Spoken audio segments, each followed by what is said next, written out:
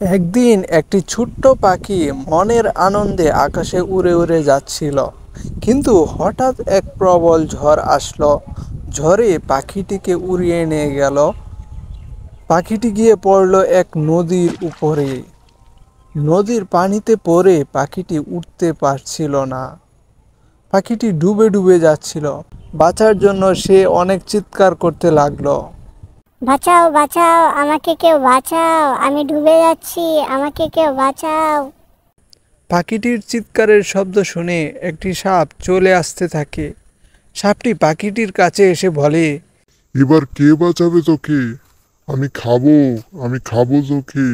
এই বলে সাপটি যখন পাখিটিকে খেতে যাবে, তখন একটি বড় মাছ পানি থেকে উঠে এলো আর পাখিটিকে নিয়ে চলে গেল। আর সাপটি তখন কিছুই করতে পারল না।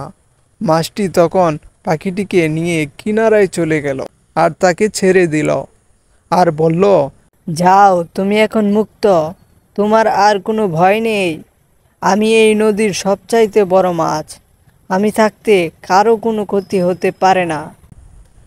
তখন পাখিটি বলল, ধন্যবাদ মাছ ভাই, যদি কখনো আমার দরকার পড়ে আমাকে বলবেন, দেখবেন আমি আপনার উপকারে আসব। তখন মাছটি হেসে বলে, তুমি আমার কি উপকারে আসবে, হা হা হা হা হা।